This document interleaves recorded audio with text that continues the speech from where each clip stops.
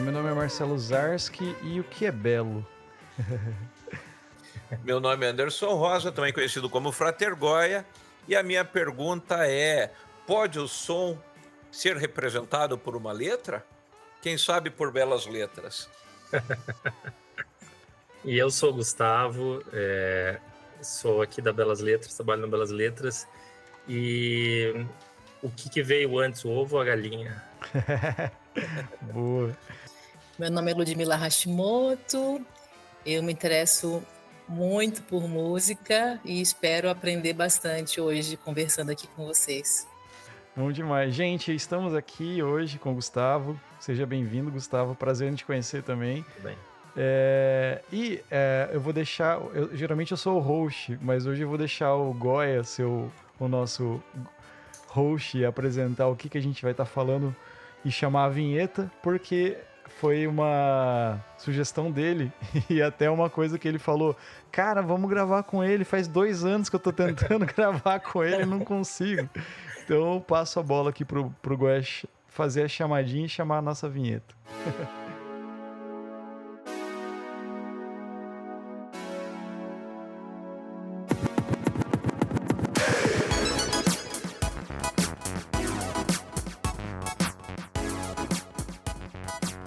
E assim, para começar a nossa conversa hoje, eu gostaria de comentar um pouquinho. Eu tenho acompanhado há alguns anos o trabalho de uma editora que, para mim, ela é pioneira e audaciosa. Isso é algo que, para mim, faz uma marca, porque quando a gente pensa numa grande editora, que nem a gente tem aí Globo e outras, é muito fácil você se aventurar e publicar o que você bem entende.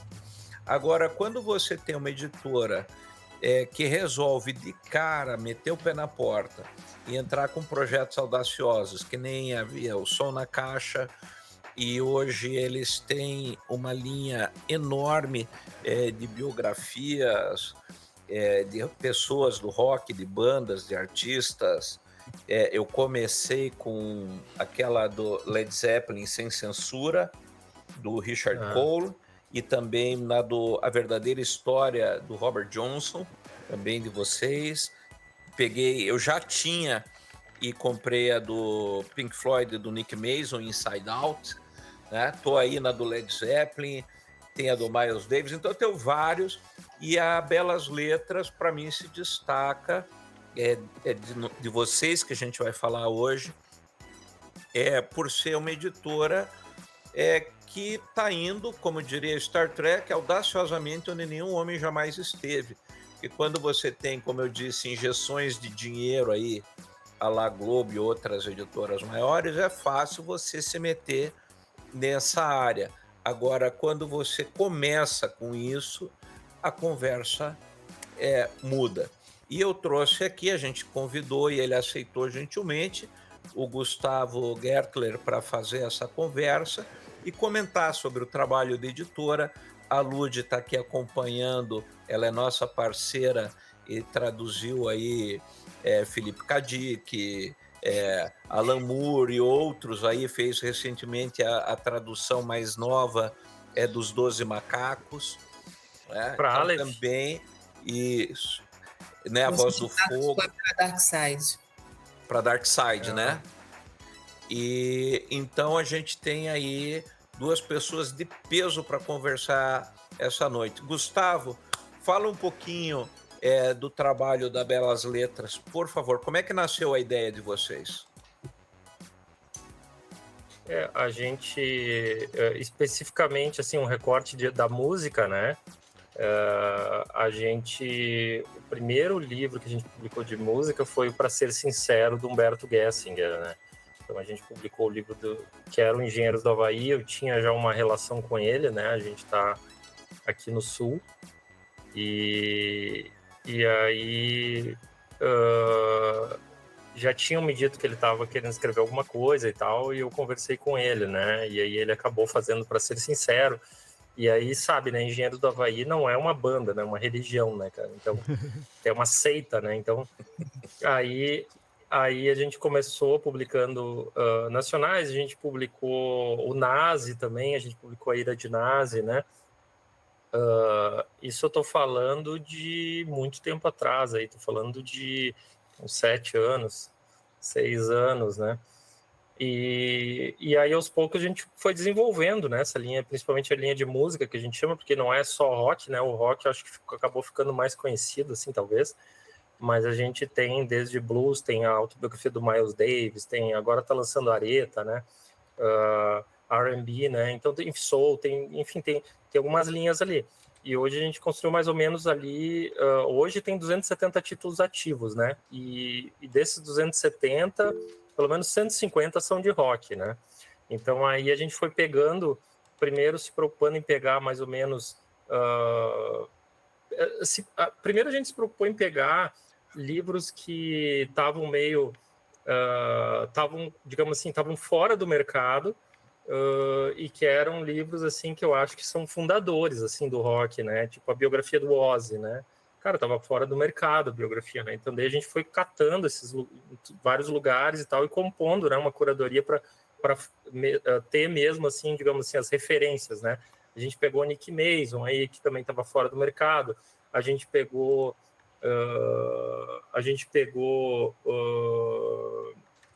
Elvis, né, que eu acho que foi um ponto também fora da curva, assim, o Elvis, que essa biografia do Peter Guralnick, né, que era uma biografia muito cultuada e nunca tinha vindo para o Brasil, né, então a gente foi buscando, assim, essas referências, né, e eu acho que a grande referência foi o Tunin, né, que é o grande livro dos Beatles e tal, e que tinha passado já por várias editoras, e, assim, foi um projeto maldito o Tunin, né, porque quase quebrou várias editoras e ninguém conseguiu publicar, né. E aí a gente acabou trazendo o Tunin em 2022, eu acho, se não me engano. E aí agora a gente está indo num caminho mais de edições especiais, assim, né? A gente sempre teve um caminho assim de fã para fã, né? Fazer livros de fã para fã. E agora a gente está conseguindo, eu acho, meio que concretizar algumas coisas assim de fazer edições, edições assim premium, né, que chamam, né? Então, assim, edições para os fãs aí realmente terem como uma peça de decoração, um museu, né? Ter uma peça especial em casa, como se aquilo não fosse apenas um livro em si, né? Então, esse é mais ou menos o caminho que a gente está seguindo agora, assim, né? De fazer essas edições muito limitadas, né? De colecionadores especiais, sem abrir mão também das edições normais de mercado, que são edições de brochura, né? O e-book, enfim, né? Mas tentando valorizar, assim, mostrar que a gente é de fã para fã mesmo que a gente está fazendo, né? Inclusive o Tunin é aquela que tem os 4 Beatles separados, não é isso? Que tem um livro para cada um? Não. O Tunin, na verdade, é um projeto que o Mark Lewison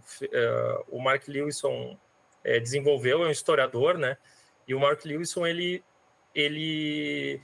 ficou durante 10 anos pesquisando Beatles e tal, e ele tinha acesso, porque ele participou do Anthology, ele participou de vários... Ele foi contratado pelos Beatles para fazer vários trabalhos, né? Foi contratado pelas gravadoras também para resgatar trabalhos e tal, e aí ele resolveu entrar nessa empreitada, né? Então ele pesquisou 10 anos, eu acho que foi 10 anos, e ele lançou o Tunin, o primeiro volume, né? O primeiro volume tem 1.200 páginas e ele vai só até 68. Então, é só o primeiro volume, ele ainda vai lançar 2, né? Espero que ele sobreviva até lá, né? Ele lançou esse primeiro, que são 1.200... A gente lançou em 2 volumes o volume 1, né? No Brasil. Então, ele vai até a gravação do Love Me Do, né? Então, assim, antes dos Beatles estourarem, tem 1.200 páginas antes de começar dos Beatles, da Beatlemania, né? E aí agora o volume 2, que ele deve lançar, eu acho que, não sei, ano que vem ou no outro, aí ele vai pegar bem o recorte da Beatlemania, né? E depois provavelmente vai pegar a fase solo deles, né? Não sei. Ainda não sei, né? Tá tudo... Ainda não tá bem definido, né? Ô, Gustavo, deixa eu perguntar uma coisa. E assim, por que música? Tipo assim, é uma editora, né? Pelo que eu tô vendo aqui, várias coisas assim. Tem muita coisa de música, né? Mas por que, tipo assim, diretamente com música? O que tem da música na sua vida, talvez, que você quis colocar ali pra trabalhar nesse lado daí literário e tal, assim?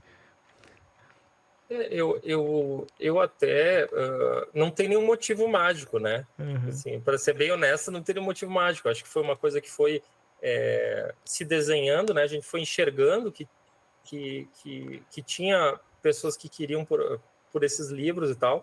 Eu sou praticamente um bebê, né? Eu sou bem novinho, né? Eu sou filho do grunge, né? Eu pego aquele recorte do grunge, né? Uhum. Na minha preferência pessoal, né? Porque eu sou dessa geração ali, eu nasci em 79, né? Uhum. Então eu era adolescente nos anos 90 ali, então eu peguei os anos 90, né? Uhum. Mas eu não comecei publicando aquilo que necessariamente era o meu recorte específico, né, de interesse, né? Porque Uhum. isso é uma grande armadilha também às vezes, né? Então tem até um ditado, né, que diz que trabalhe com o que você ama, que você vai ter uma coisa a menos para amar, né? Então assim, então não que eu não goste, eu adoro, né? Mas eu procurei pegar um recorte que era o recorte do que os fãs mais queriam, né? Uhum. E aí a gente tem uma geração ali, principalmente 35, 40 a mais, que está muito desassistida, né? Uhum. Que todo mundo quer publicar para young adult, para jovem, não sei o quê, e está esquecendo que tem uma faixa ali de gente que quer consumir, que tem coisas de qualidade e tal, e que tem interesse, que lê muito, né? E que às vezes está ignorando esse leitor, né? Eu também percebi, assim, em geral, né, um tratamento não tão carinhoso com o fã, né? Uhum. Então, dessas edições, né? Então, o que eu procurei foi tentar trazer, assim, um tratamento mais carinhoso, assim, trazer aquela coisa do... O Thoreau tem uma frase, né, que ele diz que uma coisa bem feita está feita para sempre, né? Uhum. Então, eu vi que muitas coisas não estavam bem feitas, assim, edições que podiam ser muito bem feitas e que estavam desperdiçando o fã, né? Uhum. O desejo do fã, né, de fazer uma coisa diferente, né? Uhum. Fala agora. Não, e justamente assim, a minha grande, uma das questões que eu faço é assim, porque justamente eu vi que você tem bastante coisa aí, Pink Floyd, Led Zeppelin, Black Sabbath, Rush, eu vi que você tem lá também, Beatles, que daí já é mais para minha geração, que é os veião, né, acima de 50 ou 50 a mais, e que como você falou, né, então assim, você acaba tendo esse hiato da geração grunge, né, que falta muito material, e como é que tem sido a resposta? Hoje a geração grunge é uma geração que está entrando na idade do lobo e que agora tem dinheiro para gastar, que é que nem bonequinho, né, que o pessoal chama, né, os action figure, né. Então você tem action figure? "Ah, eu tenho", né. "Ah, você compra bonequinho?". Nossa! E é mais ou menos isso, né, antes você queria o livro e não tinha dinheiro, É, e agora você tem dinheiro e não tem o livro. É disso que você está falando? é exatamente disso, né? Eu acho que eu até estava falando com um autor nosso esses dias e ele estava comentando sobre isso, né? Que quem tem mais de 40 viveu ali provavelmente viveu uma época, estou generalizando, né? Mas que era muito difícil de ter as coisas, né? Era muito difícil, né? Então, sei lá, a gente dava muito valor eu guardava o dinheiro um mês para comprar um CD, entendeu? Isso. Uhum. Então, o que acontece, né? Agora que que esse público aí tem essa geração, né, conseguiu prosperar e tal, e tem dinheiro para comprar as coisas e tal, aí não tem um produto para ele, né? Não tem aquilo que ele quer, né? Então a gente olha, você vai na Comic Con, né? Você consegue enxergar muito visível isso, né? Eu não sei qual que é o ticket médio da Comic Con, mas tem lojas, você tem miniaturas ali de R$ 3.000, R$ 4.000, R$ 5.000, action figure ali e as pessoas compram. Você tem jogo de tabuleiro, você tem um monte de produto que era o produto bem dessa geração aí, né, que cresceu nos anos 80, nos anos 90, né, e naquela época não conseguia, né, comprar, não tinha dinheiro, não tinha como, né, ter aquilo, né, e aí hoje tem, então talvez só não tenha produtos para eles específicos, né, eu acho que esse é um pouco o nicho que a gente tenta pegar, assim, né, tenta respeitar o fã, né, e trazer uma coisa. Claro, às vezes a gente coloca lá à venda, que nem essa edição do LED, 499, né? Tem gente que, pô, é caro, não sei o quê, né? Mas o fã de verdade, ele vai entender, entendeu? Quem, tipo assim, vai entender, não, eu entendo o valor disso, entende? Quer ver? Ó, deixa eu só para você ver ali do outro lado, olha lá na estante lá, não sei se dá para ver, tem os LED lá, ó. Aí tem uma... Do Page, tem as 2 biografias, né? E lá em cima, bem atrás do microfone, tá todas as outras biografias que eu tenho, né? Bowie, toda essa turma aí. Ô, Gustavo. E é isso que você falou, né? Só um pouquinho, Marcelo, porque na realidade, sim, eu acho que daí entra até numa conversa antes do Marcelo perguntar, que é assim, justamente, eu acho que o mercado brasileiro sempre foi carente de boas edições.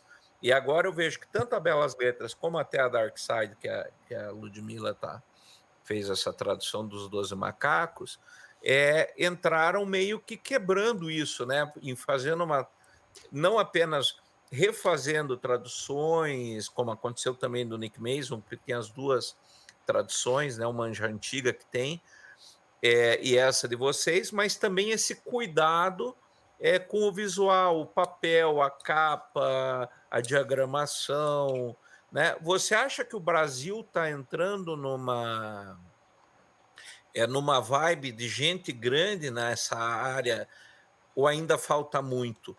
Né? Porque lá fora, por exemplo, nos Estados Unidos, você tem isso, né? Você tem edição de tudo que é cor, tamanho, cheiro, né? E aqui que a gente sempre teve traduções capengas, edição pobre, papel, linha d'água, porque era mais barato. E agora que a gente está entrando nesse mercado, digamos, não apenas para o fã, né? Nesse fanservice, assim, de ter material de melhor qualidade. Como é que está isso? E essa pergunta vale para a Lud também, que também está fazendo trabalhos aí de tradução, né? Gustavo, como é que você acha isso? Vou deixar para a Lud, eu acho que... Então, Lud, vai você e depois vai ele.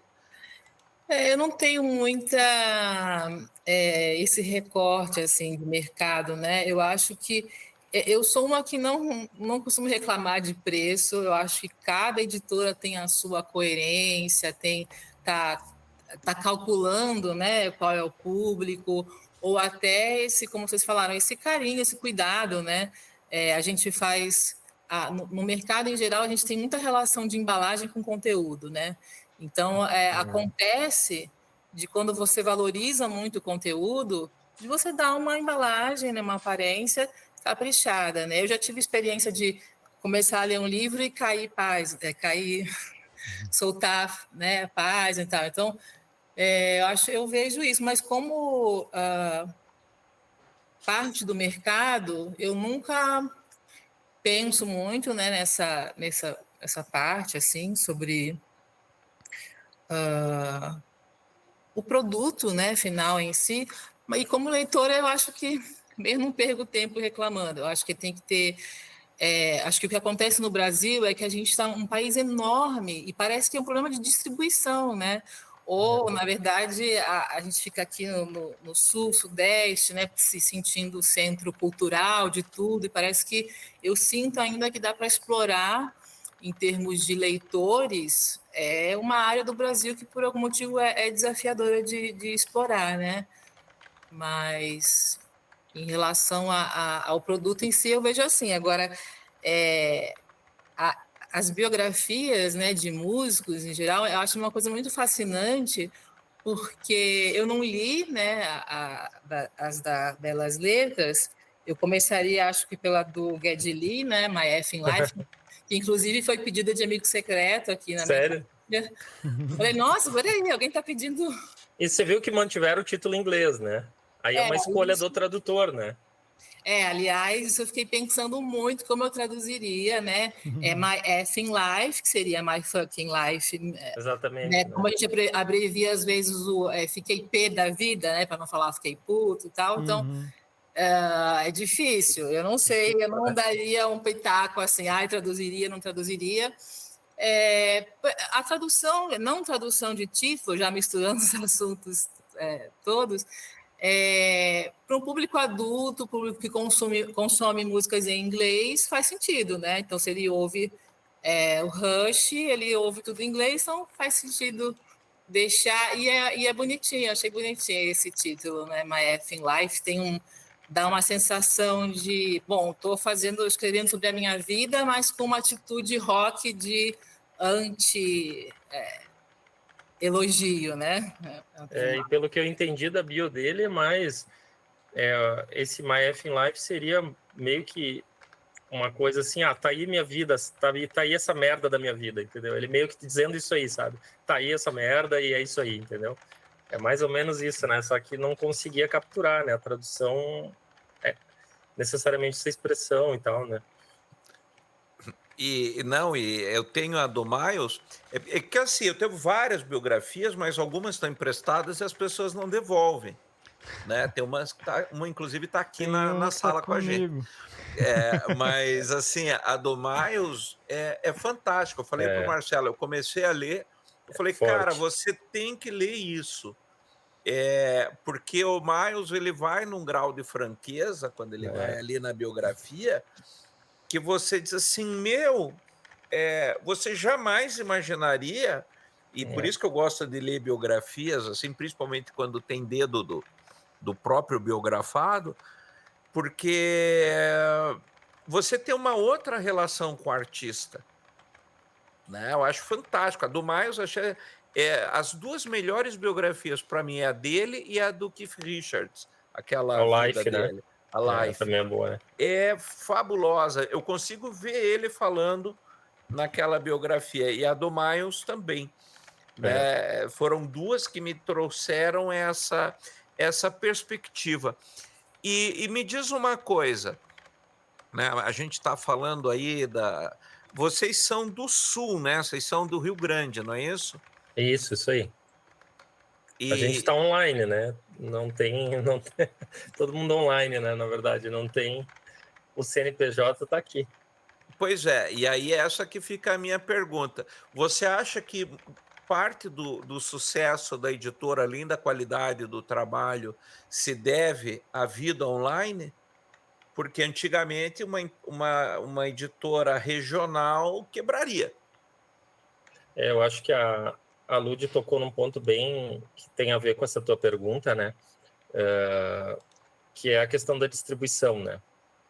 Então, a gente já é, digamos assim, nativo digital, né? Então, o que acontece? Eu acho que hoje, para a gente, não interessa para a gente ter os livros espalhados em todos os lugares, entendeu? Não tem nenhum interesse em ter os livros espalhados em todo. Claro, a gente tem um recorte assim, 40% da nossa venda é São Paulo, né? Então o estoque está em São Paulo, né? Então ele fica lá em São Paulo e tal. Então 40% tem esse recorte de São Paulo. Mas não faria sentido para a gente nenhum. A gente até já fez testes, já fez alguns testes a respeito disso.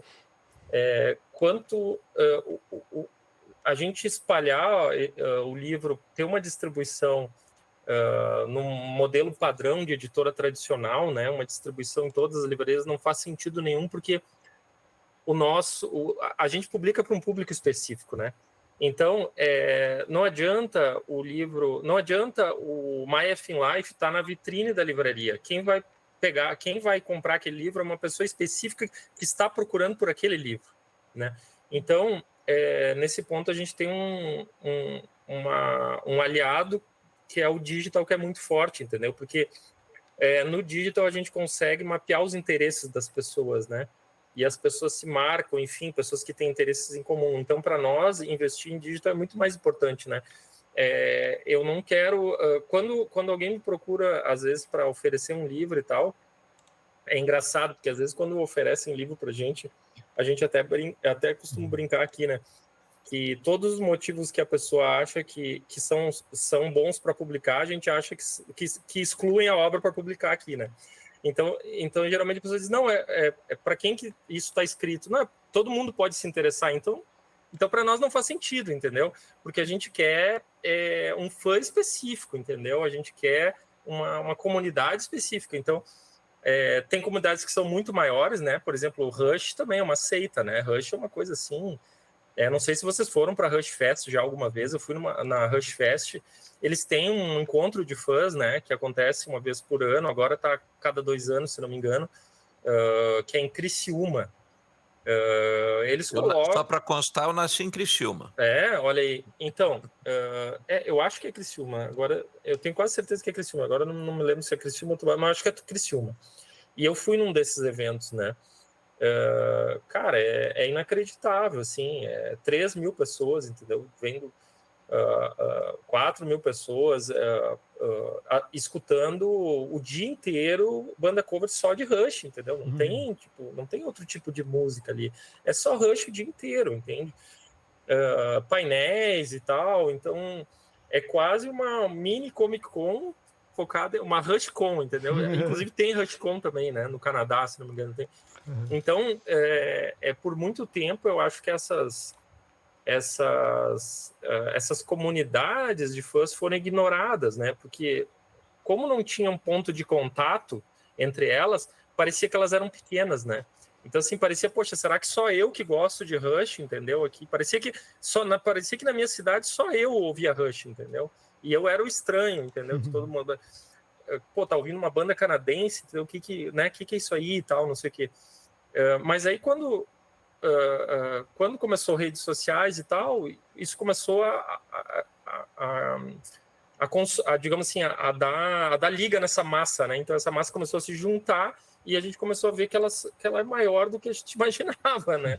Só que não faz sentido, como eu disse, não faz sentido pra gente ter uma distribuição numa cidade que só tem um fã daquela banda, né? Então, eu acho que é isso. Por isso que, para nós, o digital é tão importante para quem trabalha com fã, né? Porque aí a gente consegue, através do digital, unir essas pessoas, né? Num lugar só ali, né? Você sabe que eu dou aula dessa material esotérico, tarô, astrologia, cabala, né? Até tá aqui atrás, assim, eu tenho 7 títulos publicados lá pelo Clube de Autores, justamente porque quando eu comecei a publicar, a minha preocupação foi essa, não me interessa distribuir porque eu não vou vender. O meu mercado é de nicho, né?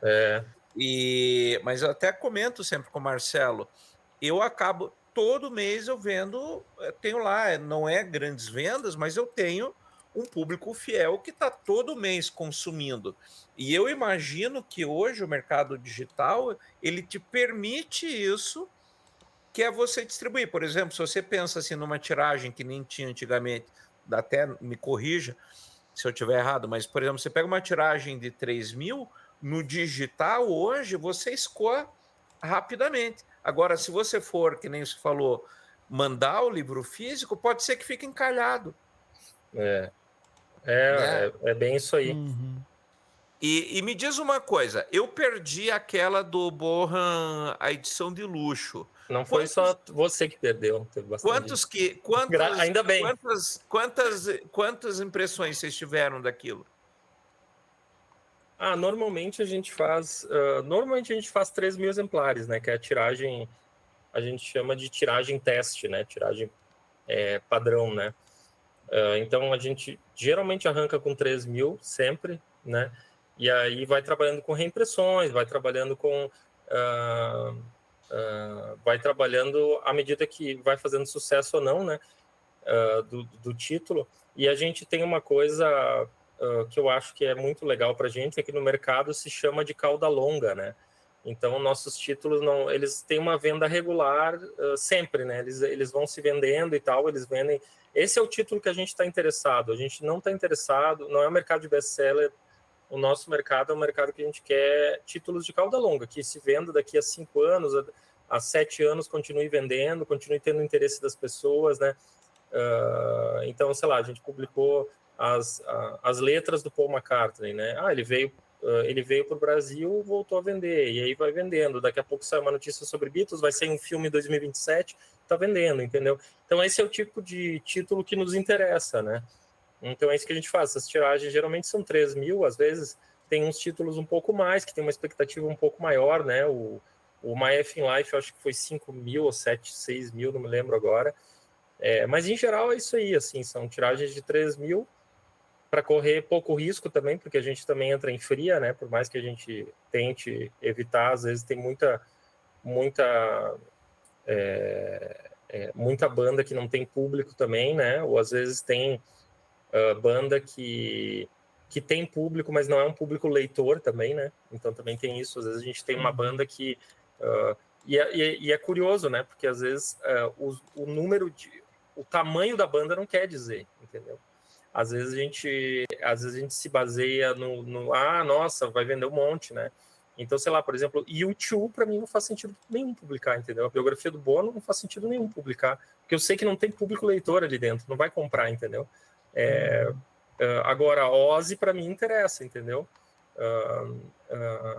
Às vezes um nicho um nicho de leitores é maior do que um grande público de um artista, mas que tem um número muito menor de leitores dentro desse público, né?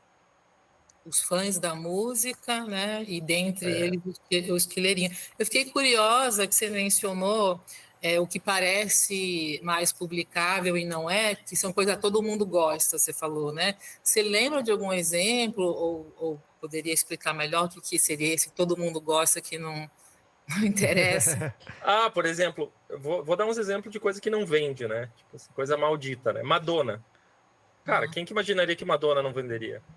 Sim. Né? Interessa todo mundo, né? Mas ao mesmo tempo não interessa ninguém, né? Assim, sei lá, tem um monte de exemplos, assim. Eu até curiosamente, o Vida do Keith Richards foi o único dos Stones que vendeu também. Os Stones não vende, cara.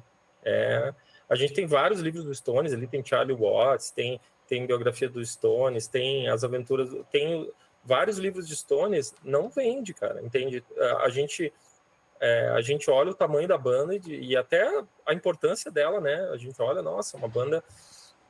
mas não vende, cara. A gente pode publicar, sim, o que já testamos, um monte de títulos, sabe? Não vende de jeito nenhum. O Creedence também não deve vender? Também não, sabe? Tem vários títulos que eu até gostaria, por exemplo, tem títulos que eu adoraria publicar, sabe? Esses dias eu recebi um material do Johnny Cash, eu disse, cara, eu adoro Johnny Cash, acho muito legal, né?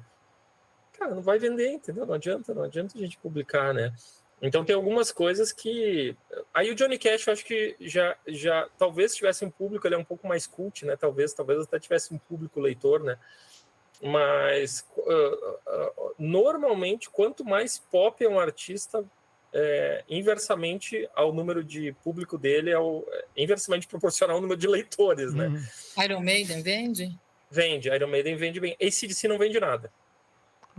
Iron Maiden, eu acho que como tem, não sei se tem essa relação, se vocês fazem, como o letrista acadêmico, claro, né, diferenças históricas e tal, então o pessoal que gosta de ler, pelo menos deve ter uma parte, né, que tem. AC/DC não vende nada, AC/DC, cara, é absurdo, assim, e o engraçado é que esses dias eu estava falando com um parceiro de divulgação e tal, e aí eu falei, não vendeu nada aquele livro do AC/DC, né? Não foi nesses dias, foi ano retrasado, acho que não me lembro agora.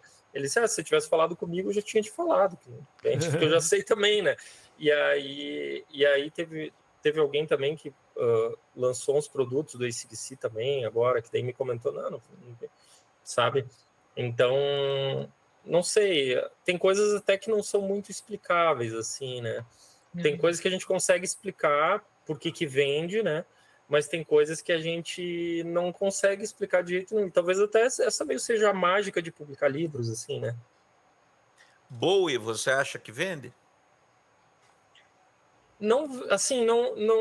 Bowie é um dos casos que muita gente gosta e ninguém compra, né? Eu também acho que é um caso assim que a gente publicou um livro fantástico de Bowie, do Woody Mansey, que foi o baterista do Bowie. Cara, o livro é sensacional, assim, um livro sensacional, né? E aí, só que ele não que não vende, é aquela coisa assim, ele se paga, né? Ele se paga, é aquela coisa que a gente diz assim, eu não sei se o Bowie, tô aqui fazendo uma livre interpretação, né? Mas eu não sei se o Bowie não tem essa questão assim dele ter transitado por várias áreas da cultura, assim, tipo, até na moda, entendeu? Tem gente que gosta e tal, mas ele não tem assim uma legião de fãs assim que, sabe? Ele não tem assim aquela coisa da devoção, né? Assim que, sabe? Ele não tem uma relação afetiva com as pessoas, assim, com o público, sabe? Que lembra da infância ou que, sabe? Ele não tem uma relação afetiva com as pessoas. As pessoas admiram ele. Eu acho um dos artistas do século, entendeu? Acho que é, assim, não só para música, né? Um visionário, né? O cara é um visionário, foi um visionário, entendeu? E não rola também, sabe? Então...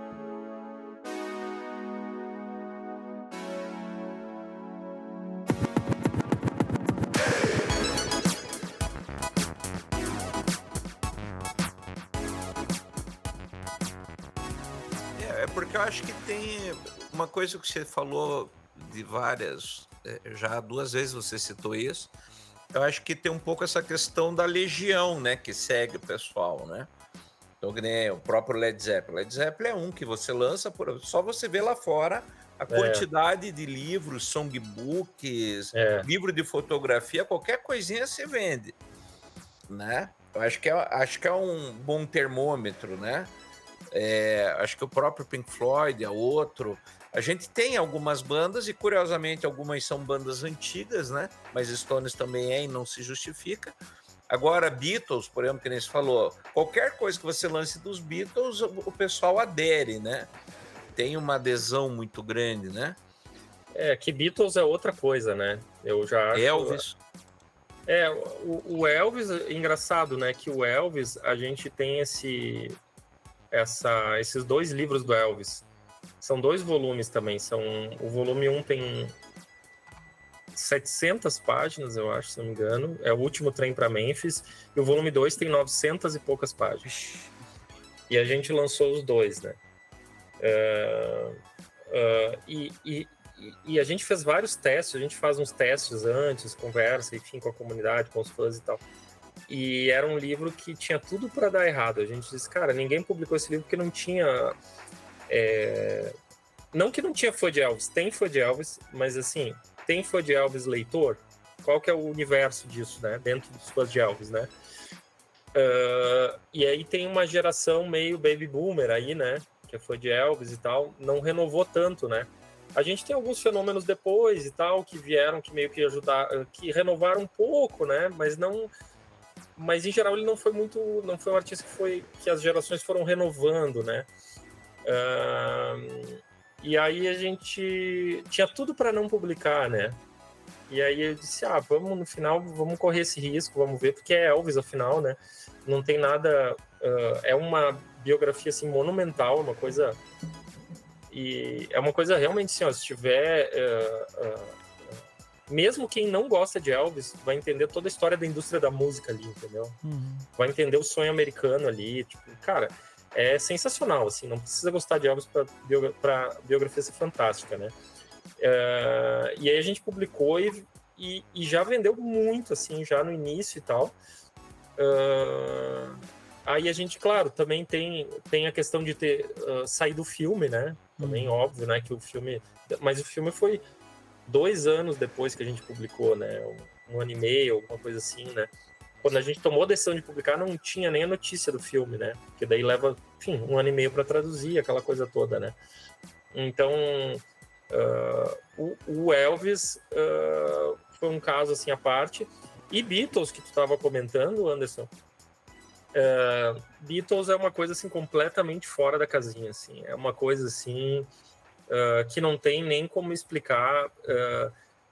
porque a gente já tá tratando o Beatles aqui como se fosse já quase um outro selo, assim, né? Já tá tratando quase, porque É impressionante o público de Beatles, no sentido tanto de renovação, né? Porque eu fui em eventos de lançamento e tal, a gente publicou várias coisas de Beatles, né? A gente publicou as letras do Paul McCartney, que era o livro ele comentando todas as letras, né? Todas não, né? Mas as principais, né? Ele contando as histórias por trás das letras dele e tal. A gente está publicando agora o George Harrison esse ano, nós vamos publicar a bio do George Harrison. A gente publicou o Tune-In, né? Enfim, a gente publicou várias coisas de Beatles, né? E é muito curioso porque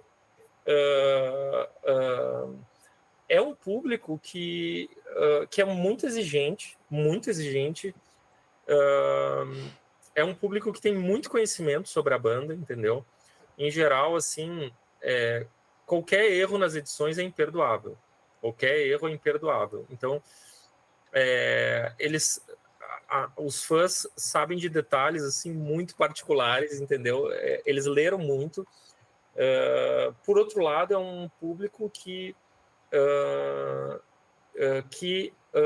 reconhece na hora de comprar o produto,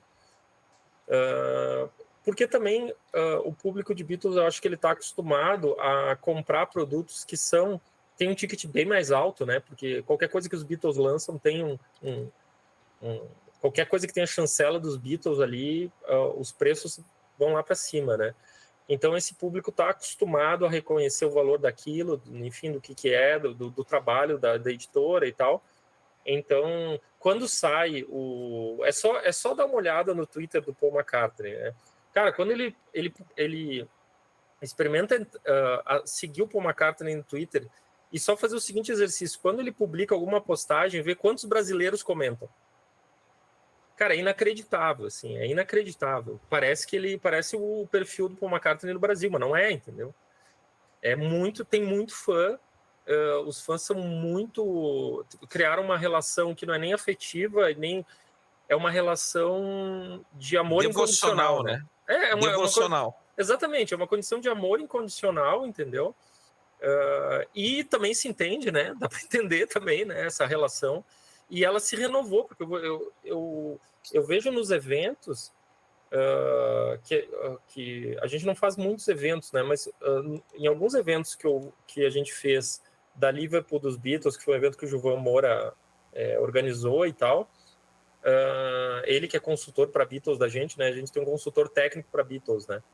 Então ele só olha para ver se não saiu merda, né? Se alguém não fez merda ali, ele é o cara que olha assim para ver se o tradutor não errou alguma coisa que parece que, sabe? Então, e aí a gente fez alguns eventos e eu fui nos eventos e assim, gente de 15 anos, de 18 anos, de 20 anos, de 30 anos, de 80 anos, de 60 anos, de 50 anos, entende? E aí você vê assim que não é o jovem que está acompanhando o pai ou o avô, não é, entendeu? É o jovem que você pergunta assim, qual que é o teu disco preferido? E ele fala, entendeu? Então, renovou, né? O Beatles renovou, né? Então, tem tudo isso. Tem esse público que é uma coisa completamente diferente, né? Gustavo, deixa eu aproveitar e fazer uma pergunta, já que você tocou nesse assunto aí. Sobre público que se renova. Na tua visão, você acha que esses artistas mais antigos, como o próprio Humberto, o Nenhum de Nós, né?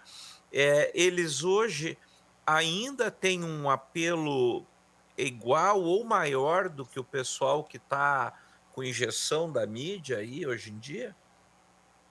Né? No contexto que você tem hoje artistas que estão sendo lançados aí, como sempre teve, né? O mainstream sempre lançando o pessoal, mas você acha que esse pessoal antigo, eles estão se renovando junto aos fãs? Pela tua prática como editor? É difícil assim generalizar, né? Eu acho que alguns estão se renovando. Eu não sei se há interesse de outros em se renovar. Eu também não sei. Eu acho que cada caso cada artista, né, é um caso específico, né? Eu acho que tem artistas que querem se renovar e tal, querem atingir um público novo e tal, né? Tem outros que não querem, né? Que querem preservar sua arte tal como ela é, enfim, né? E não tem como nem a gente julgar, sabe? Porque é que nem... É aquela história, né? Eu acho que a gente não pode dizer assim, na minha época era assim, né? Isso é uma bobagem, né? Porque simplesmente era diferente, entendeu? São outras vozes, né, que tem hoje. Provavelmente, se Bowie tivesse vivo, ele estaria se renovando, né? Já se Elvis, não sei, entendeu? Então, eu acho que cada artista tem a forma de interpretar como ele quer ser, como ele quer se transformar, né, ao longo do tempo, né? E isso é o que faz a arte de cada um. Mas eu não tenho... Eu tenho visto assim, eu acho que, pelo menos no que eu vejo de shows, né, tem uma efervescência, assim, né? Eu vejo que tem uma efervescência de artistas que não necessariamente, não sei se renovar é a palavra certa, né? Mas eu tenho visto uma efervescência de artistas que vão fazer shows e tal, e uma nova geração começa a curtir eles, entende? Começa a ouvir eles, entende? Eu acho que tem mais acesso hoje do público, né? O público hoje é muito fácil, né? Antigamente tinha que esperar um disco vir do exterior, comprar um disco importado, vinha, né? Para conseguir escutar, né? E hoje tá na palma da mão, muito mais fácil de escutar, né? Então, na verdade, eu acho que essa renovação é muito mais fácil, né? Renovação do ponto de vista do público, né? Mas, assim, também tem artistas que ficam e tem artistas que são são geracionais ali, né? Vão ficar presos a uma geração e talvez não avancem, né? Mas isso quem vai decidir isso é o público, né? Não sei se eu consegui explicar o que eu quis dizer. Não, com certeza. E eu vou te fazer mais... Eu não estou dando brecha para ninguém hoje, desculpa aí. É que eu estou empolgado aqui. Mas, assim, você se considera... Aqui uma pergunta capciosa. Você se considera a voz do Rio Grande do Sul, já que você trouxe o material do Humberto e também do Nenhum de Nós? Olha o bairrismo aí, né? Você se considera a Não, voz do bairro? não, pelo contrário, né? Eu acho que hoje... pelo contrário, primeiro que a gente tem muito mais edições de artistas fora do Rio Grande do Sul, né? E até fora do Brasil do que do Brasil. Até isso é uma carência da gente, né? Acho que a gente, esse ano, tá tentando fazer algumas coisas mais de artistas brasileiros, né?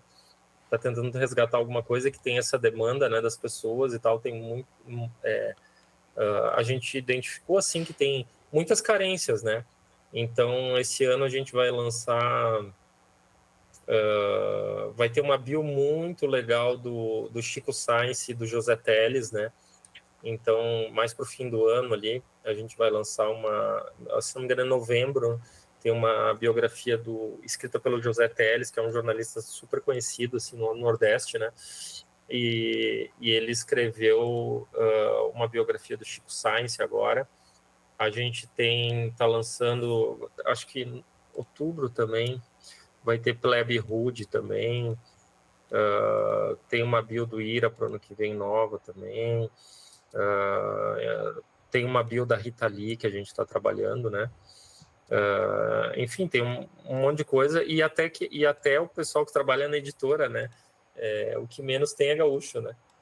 Então tem gente de tudo que é lugar, né? Porque a gente está online, então acho que teve antigamente tinha esse negócio, né? Do rock grande do sul, né? Do disco, não sei o que e tal, né?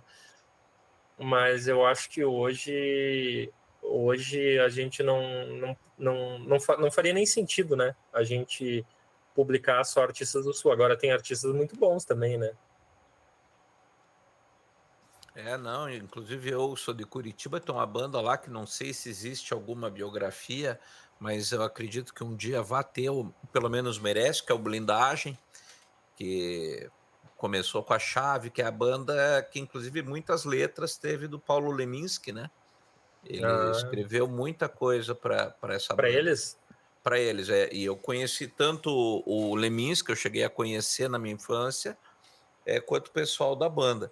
E é um pessoal, como você falou, é quase uma religião, assim, você fala em Blindagem, depois dá uma procurada no YouTube, você vai ver que é um pessoal que arrastou multidões, assim, né?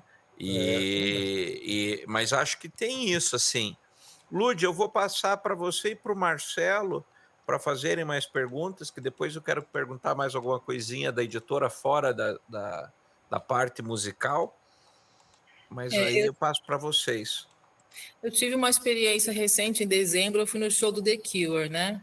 E eu senti essa renovação. A gente vê o pessoal entrando, saindo no trem, então dá para olhar as carinhas, tem uma amostra ali. Eu senti uma renovação de uns jovens ali que eu não esperava, bem envolvidos, né? Eu tenho uma filha de 18 que ela fala assim: me fala umas músicas que você gosta aí desse cara aí.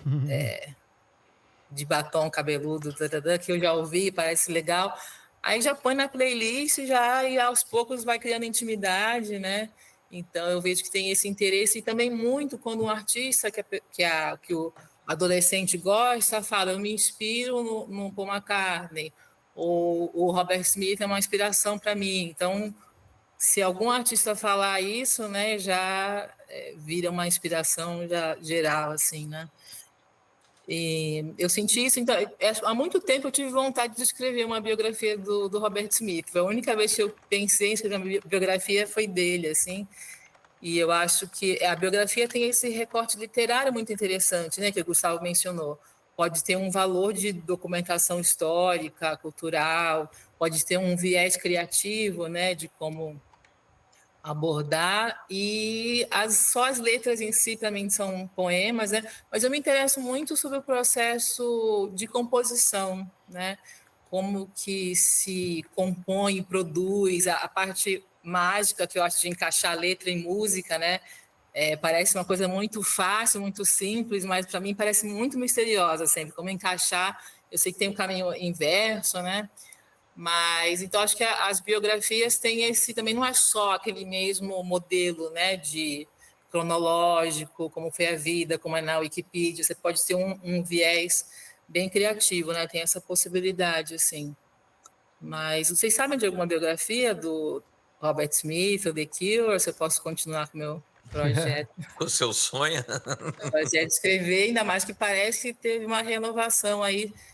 Não sei A se... gente vai publicar o livro do Lowell Tolhurst, né?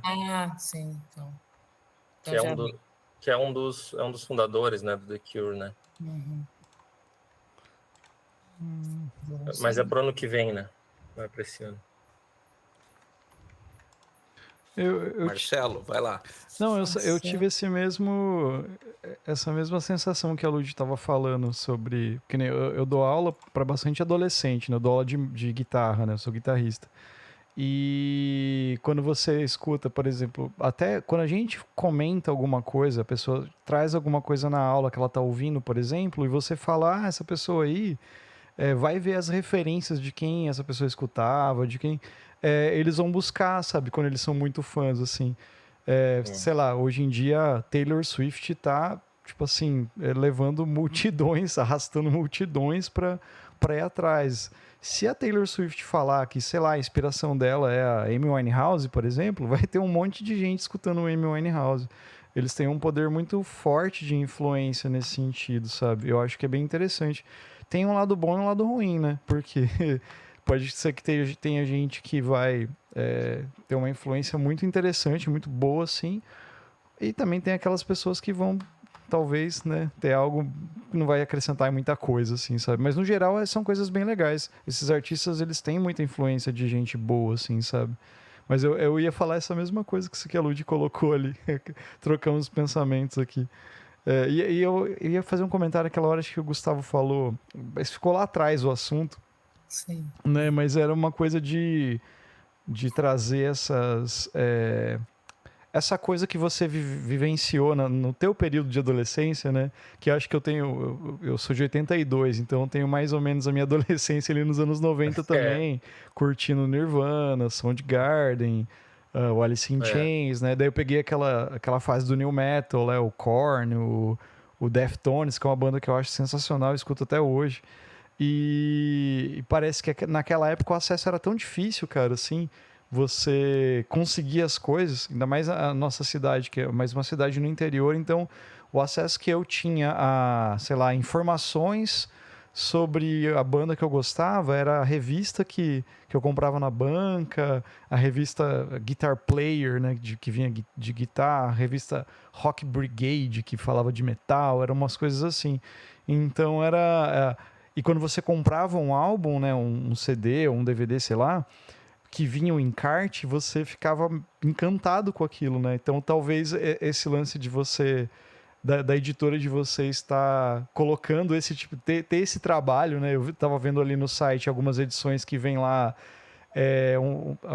as capas dos álbuns, né?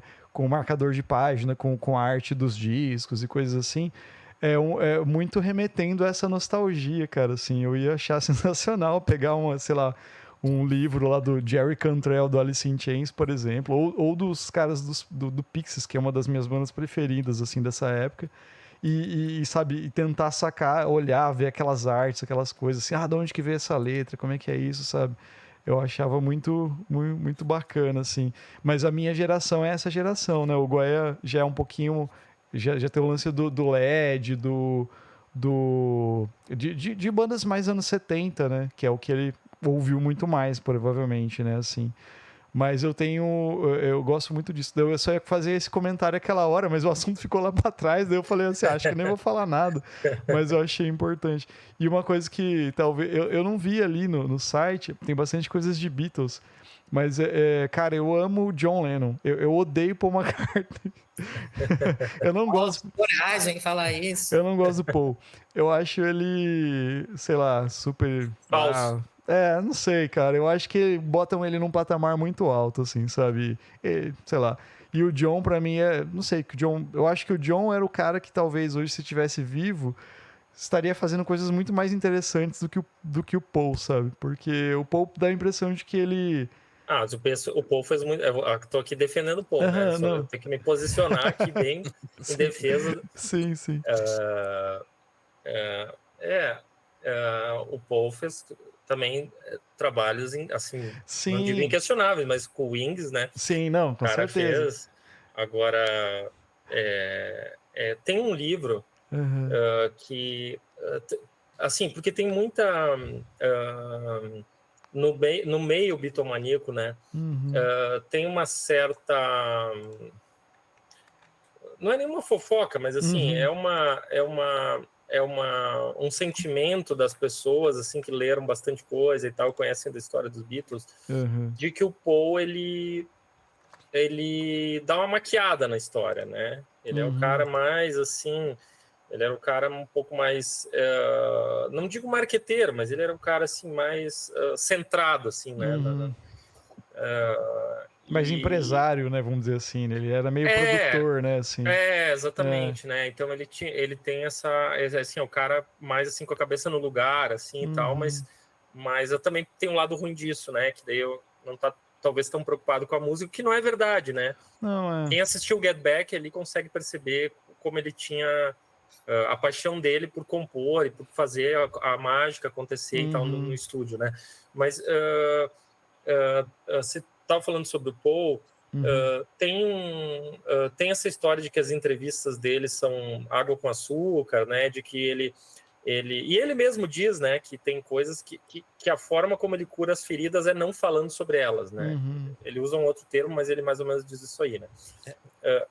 É o jeito inglês de vida, né? Exatamente. Floyd acabou com isso, né? Porque os caras não se conversam. Exatamente.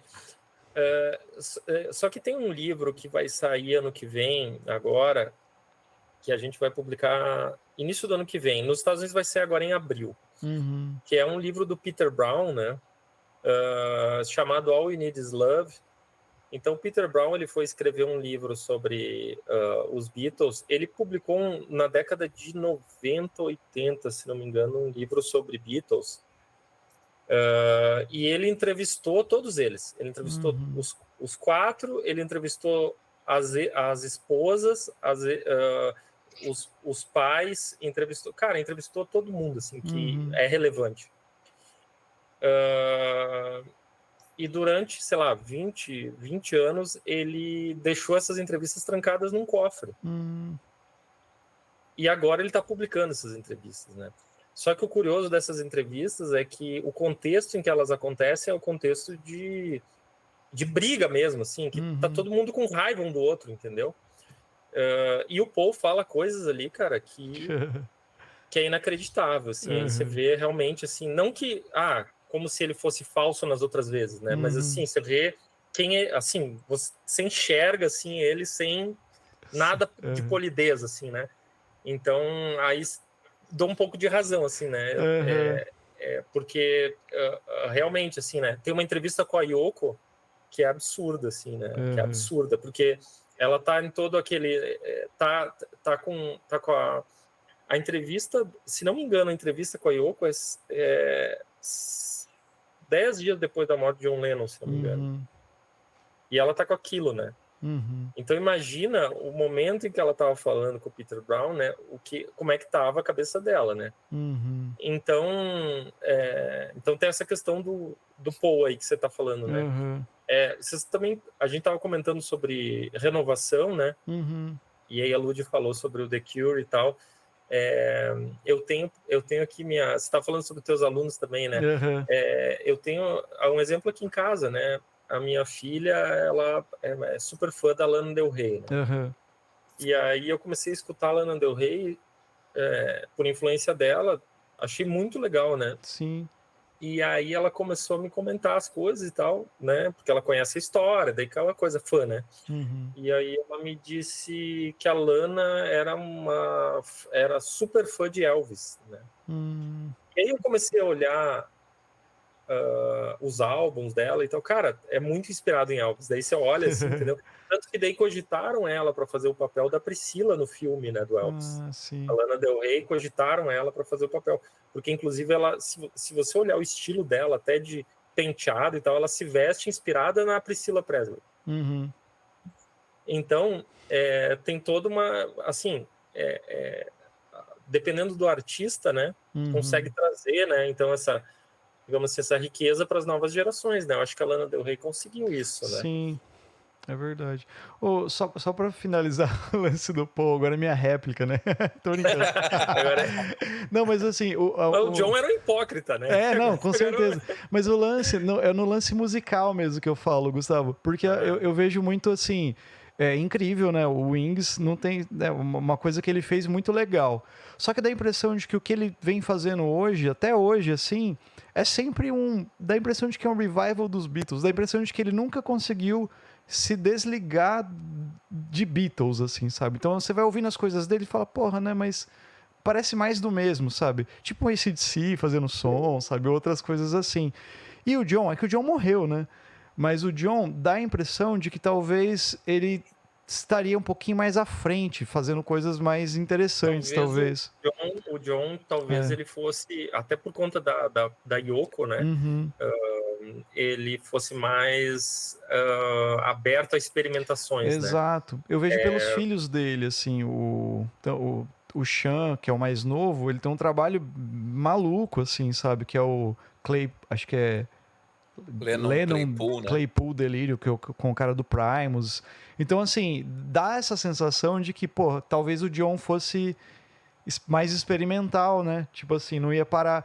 Como outros caras, tipo, que nem foi o Jeff Beck, ou se você pegar o próprio Robert Plant hoje, se você vê as coisas deles novas, assim, não tem nada a ver com LED. Uma porque ele não consegue mais cantar igual ele cantava antigamente, obviamente, mas ele não tá nem aí pra isso, então ele tá meio que indo pra outro caminho, assim, então, e é muito legal.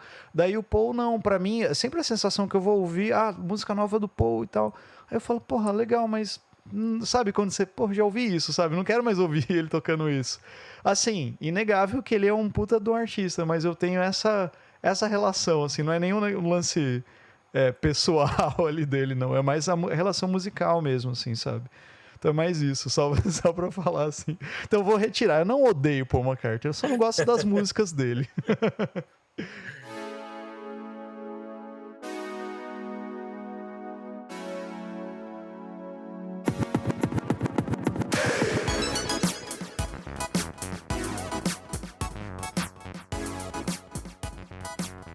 É que aí que tá, só que a gente tem que tomar um cuidado, porque às vezes também, eu acho que tem duas situações.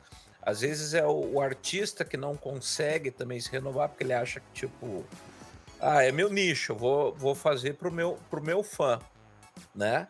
Ou faz como o YouTube, por exemplo, que tá lascou um foda-se em tudo, e, né, chegou no ápice lá no Joshua Tree, e daí falou, vamos fazer o que a gente quer, dane-se.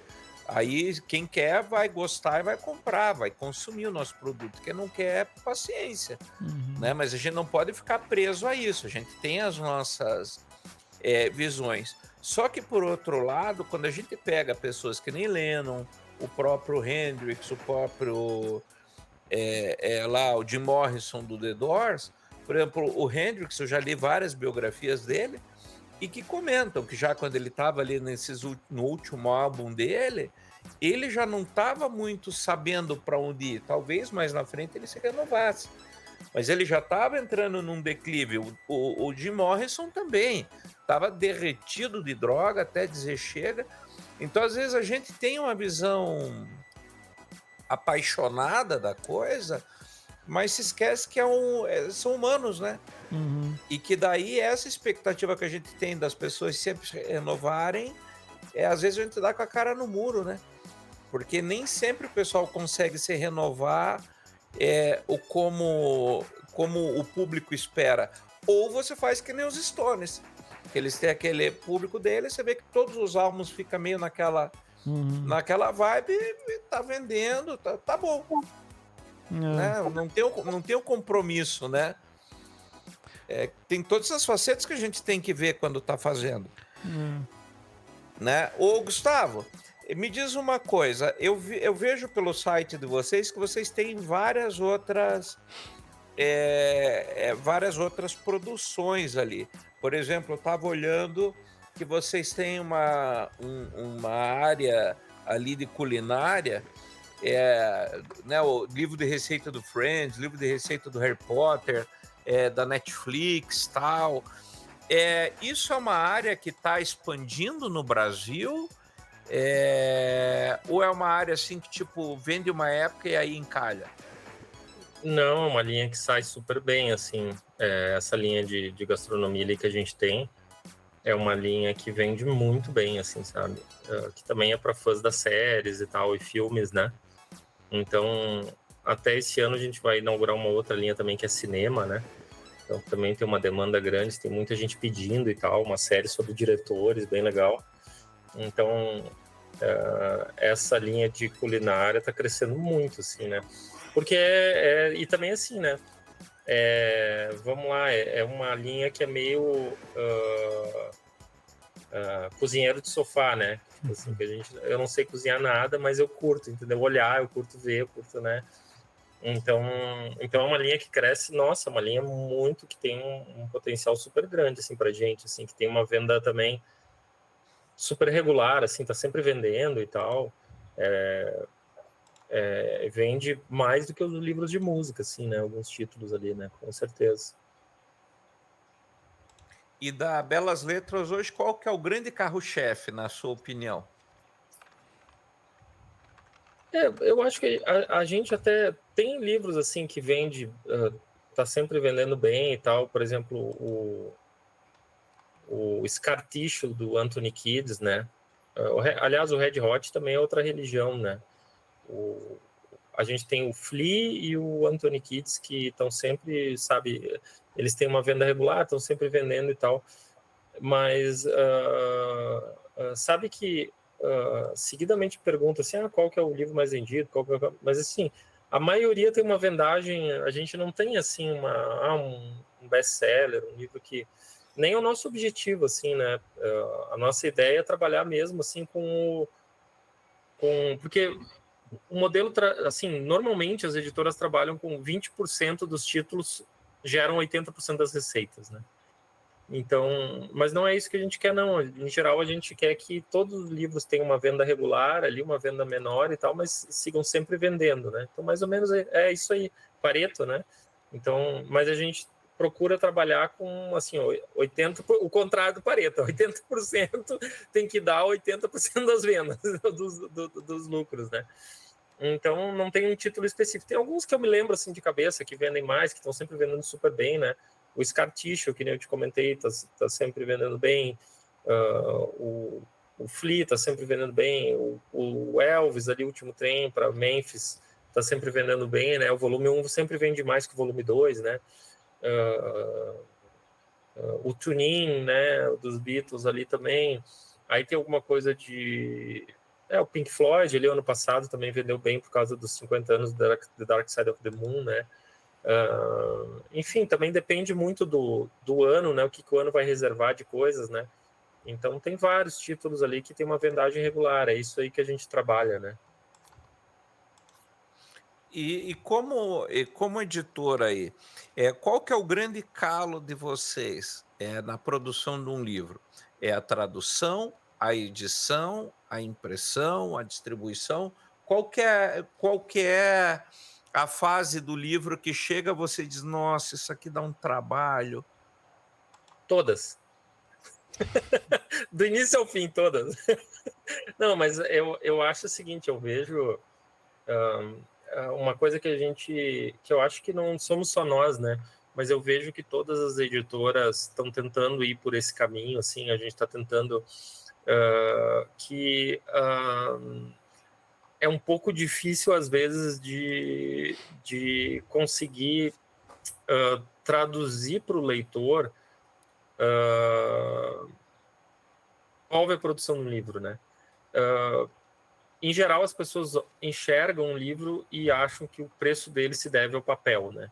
Então, assim, enxergam o papel, né? Mas o papel é o menos importante no livro, né?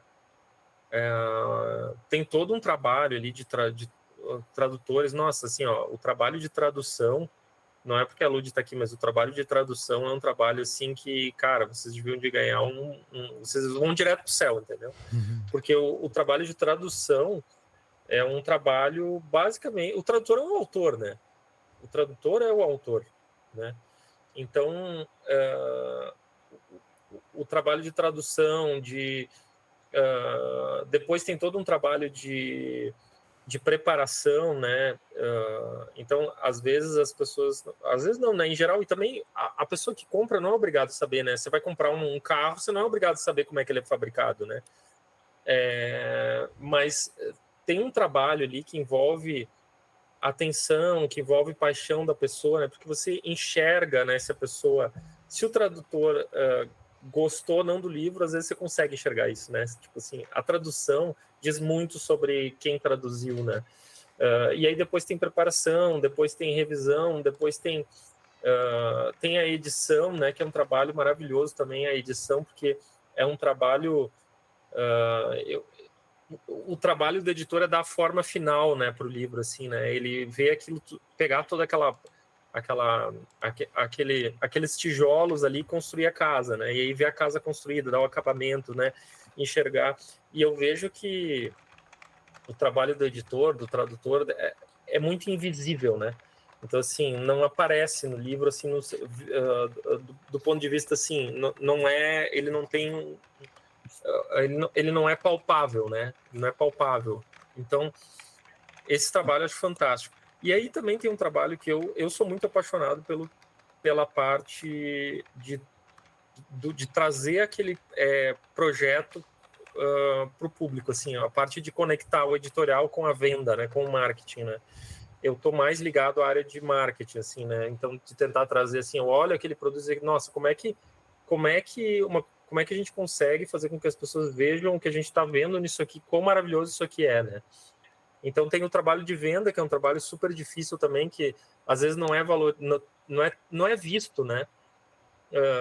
A gente conseguir traduzir isso, né? Mostrar, no nosso caso, eu acho que até às vezes mais difícil, né? Porque a pessoa como é que a gente tem que mostrar para a pessoa que vale a pena ela pagar, sei lá, 200, 300 reais naquilo, né? Então é um trabalho mais, talvez até um pouco mais difícil, né? O trabalho de marketing e vendas, assim, de conseguir enxergar também todo esse trabalho que foi feito pelo tradutor, daí enxergar os materiais que estão sendo usados e tal, né? Mostrar. Então, para o leitor chega, e às vezes a gente recebe sugestão assim, nossa, como é que não vão publicar o livro do Geezer Butler, né? Ele lançou em novembro, né? Mas a gente não consegue lançar em novembro, né? Nós precisamos de 1 ano e meio para, então vai sair agora esse final desse ano, vai sair Geezer Butler, né? Mas por quê? Porque tem todo esse trabalho que é invisível, né? O leitor não enxerga esse trabalho, né? Que acontece durante, sei lá, 2 anos. Então, eu acho que todos os trabalhos ali, dentro do processo editorial, eles são difíceis, né? O livro é uma coisa que é meio que... a gente tem eu acho que tem a outra dificuldade que o livro principalmente o livro impresso, né? Ele tem essa aura de que ele é para sempre, né? Então, só que é uma faca de 2 gumes, porque o erro também é para sempre, né? Então, assim, se o livro é para sempre, o livro impresso, um erro no livro impresso também é para sempre, na cabeça do leitor, né? Então, a gente tem que ter também esse cuidado, assim, enfim, de não deixar passar nada, né? E às vezes é muito louco, porque eu vejo, assim, é uma coisa obsessiva, né? Porque eu vejo, às vezes, o nosso coordenador editorial ali, o Germano, né? Às vezes ele me liga de noite, de madrugada, será que eu me esqueci de tal coisa, entendeu? Sabe aquelas coisas assim, neura, né? Porque ele sabe que um detalhe, né? Detalhes são tudo, né? Então, um detalhe o leitor vai notar, né? Um leitor mais exigente, o leitor que é fã, ele vai entender se ele vai ver se a gente traduziu errado um acorde ou um modelo de um baixo de um artista, entendeu? Ele vai perceber isso, né? Então, mas eu acho que essa que é a maior dificuldade da gente, a gente conseguir mostrar que todo o trabalho que tem ali naquele pedaço de papel, né? Muito legal. E qual que é o tempo que leva entre você negociar um livro e pôr ele na estante? Aí depende do caso, assim, uma média entre 1 ano e meio, 2 anos, né? Assim, claro, vai depender do número de páginas do livro, né? Vai depender do digamos assim, do apelo que o livro tem, né? A gente sempre trabalha também com a ideia assim, vai ser lançamento simultâneo, né? Então, por exemplo, o Gary Lee, né? A gente colocou na cabeça que ia ser lançamento simultâneo, né? E aí ele ia lançar se não me engano, a primeira data que ele deu era julho, se não me engano. Né? Na verdade, essa autobiografia do Gary Lee, a gente comprou ela em 2020, 21, não me lembro. Aí, exatamente, 2021, eu acho que foi 2020 ou 2021. Aí, a ideia era lançar em 2023, que era aniversário dele, ele ia fazer o aniversário em julho, maio, junho, não me lembro. Só que aí ele entregou os originais em maio. E a gente, cara, vai ser impossível, né? E daí deu um problema lá, eles disseram, pô, não vamos conseguir lançar também, vamos lançar só em novembro, né? E aí a editora americana e canadense, editora de língua inglesa, né?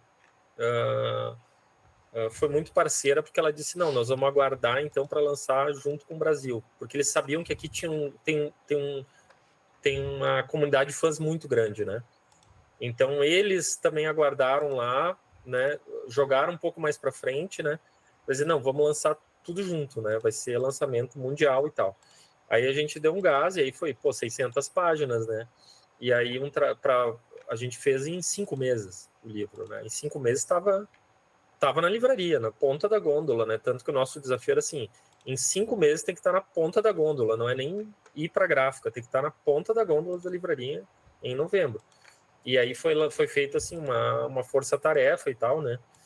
E aí foi lançado. Mas fora esses casos excepcionais, né? As letras do Paul McCartney também foi feito um trabalho assim, né?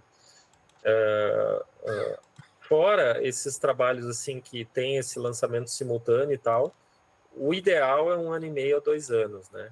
Estamos falando de um livro de 400 laudas, 500 laudas, que é mais ou menos o que a gente publica, né? Se é menor, aí 1 ano, 8 meses, 9 meses, né? Aí dá para fazer, né?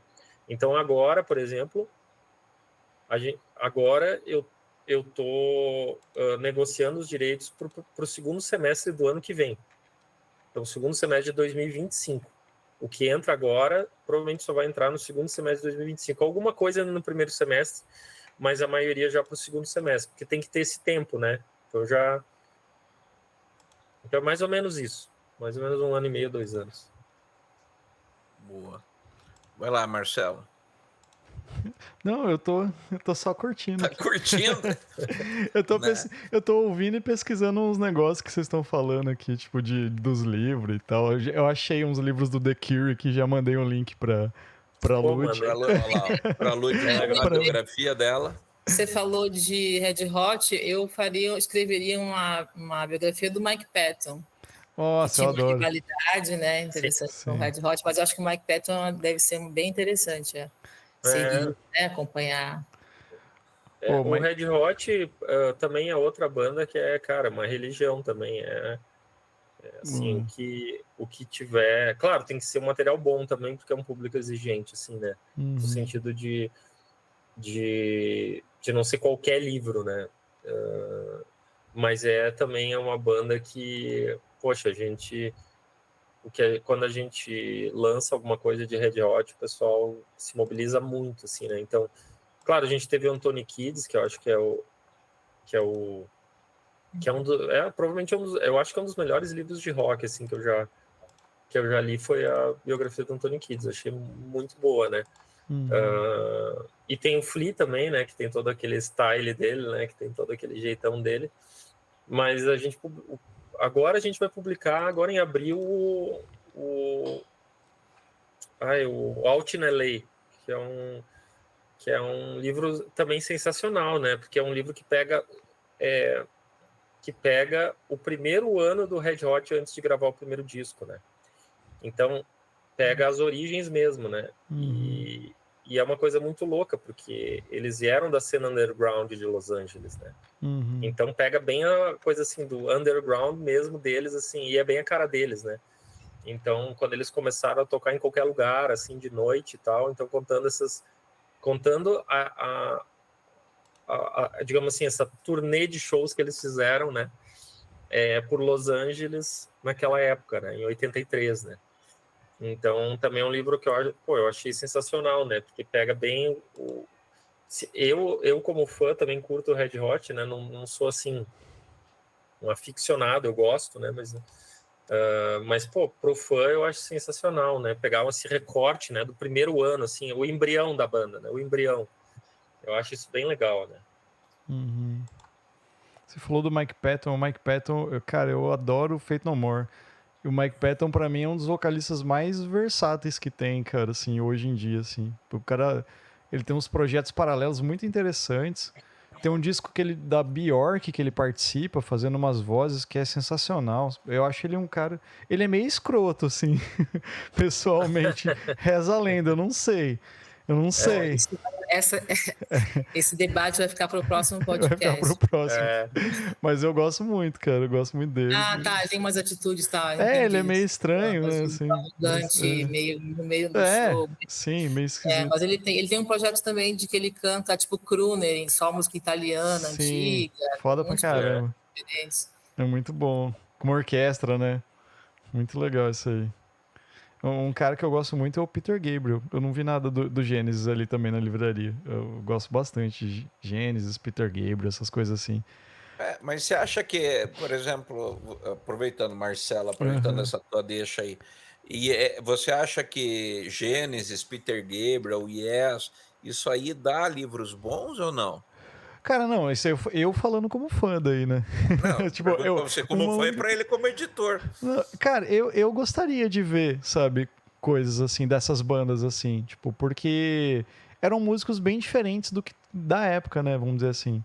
King Crimson. Sim, eram músicos extremamente, tipo assim, estudiosos, assim, da música, né? Super técnicos e tal.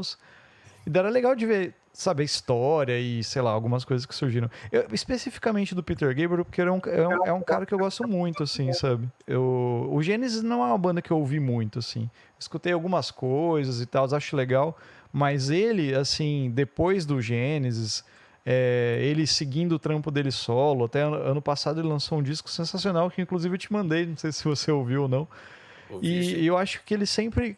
é aquela história lá que eu falei. Ele é um cara que eu acho que não... Ele tem sempre se inovando. Como umas outras bandas e outros artistas que eu acho legal de ouvir. Que você estava falando, né? Que às vezes o artista fica estagnado, não tem... né?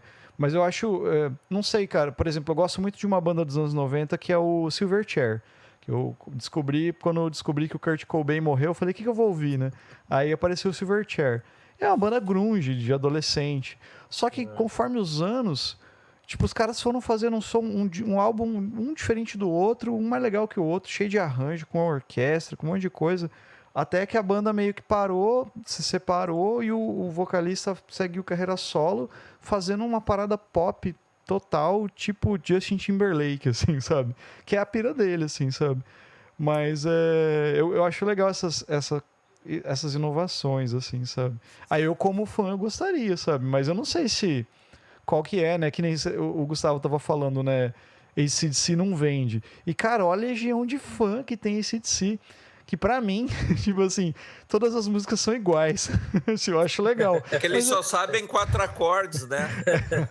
Eu acho todas as músicas a mesma coisa. Tipo, só que, tipo, porra, né? Você falou que não vende, eu falei, caralho, né? Como assim não vende, né? Um monte de gente, né? E sei lá, né? Vai saber qual que é, né?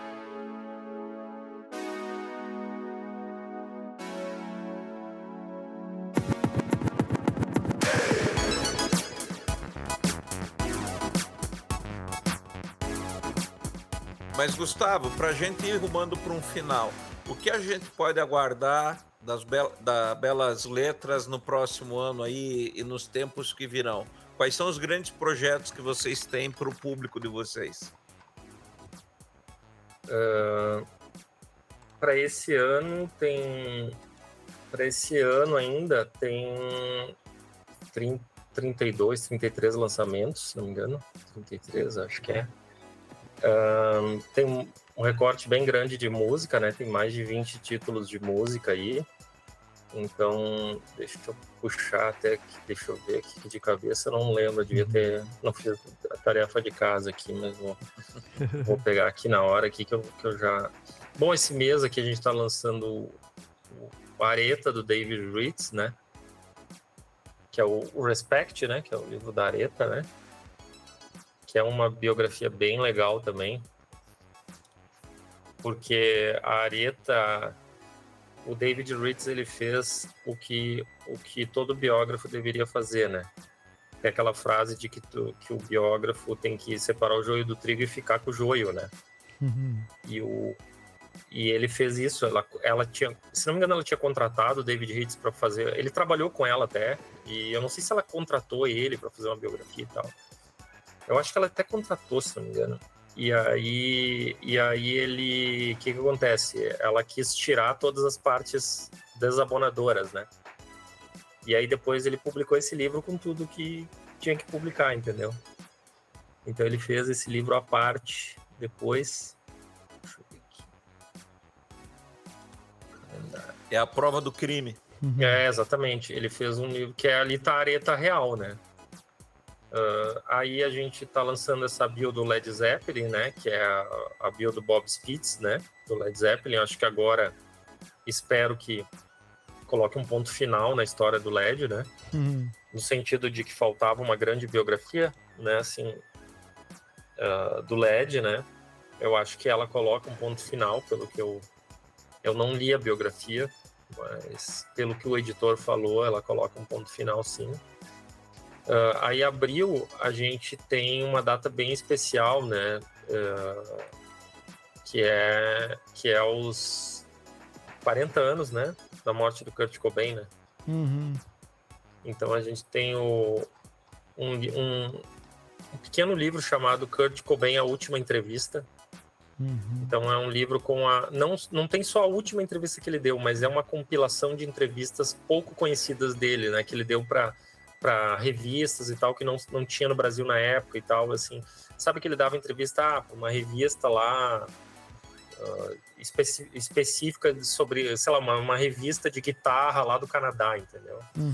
Então tem uma compilação. Então tem a primeira entrevista que ele deu e a última.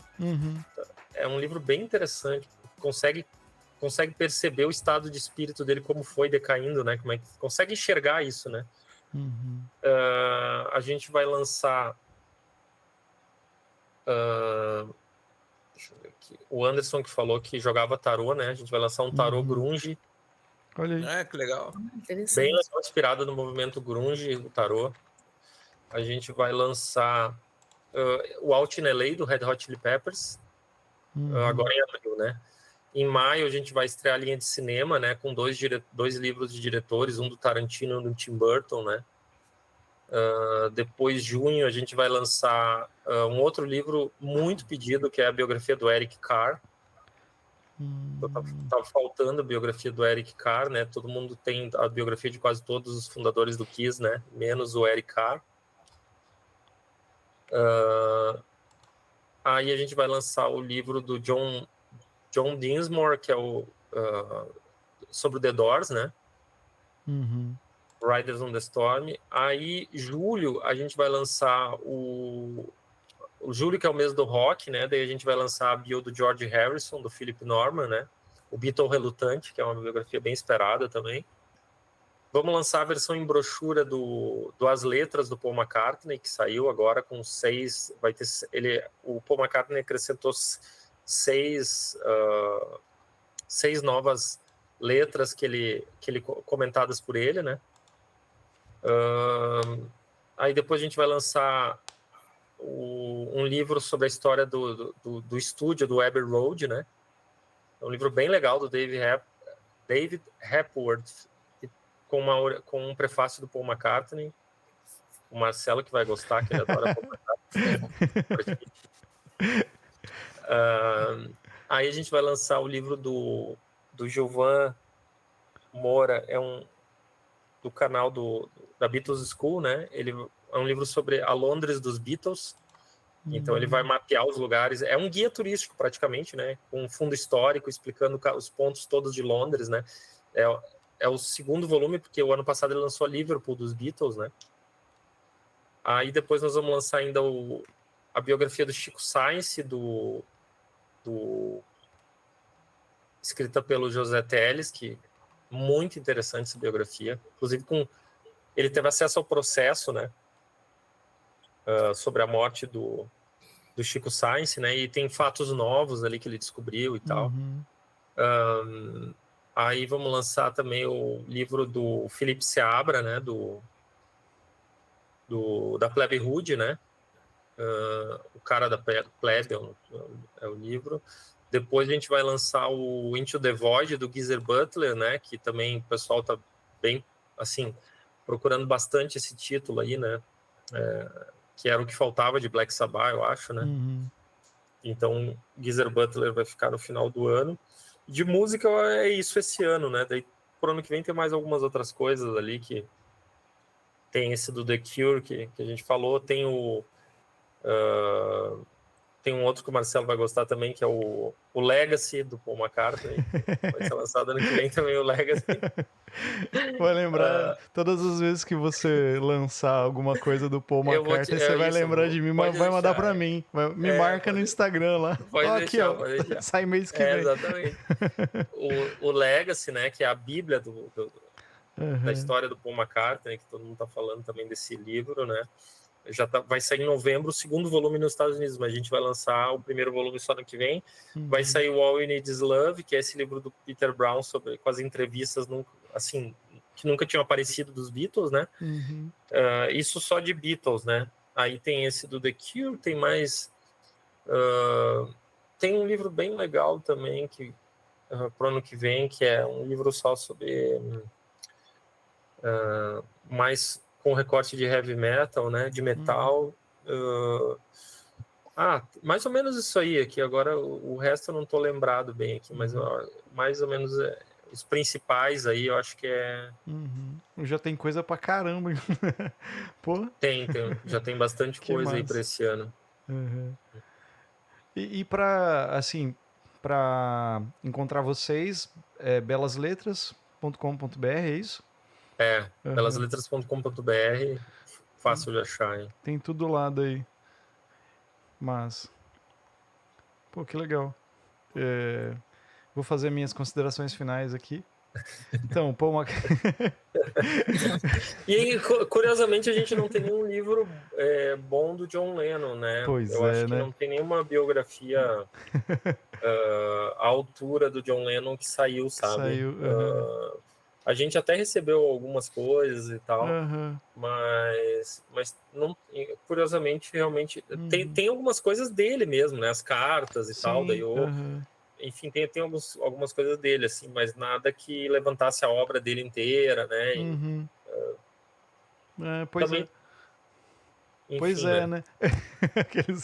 Pois é, né? Fazer.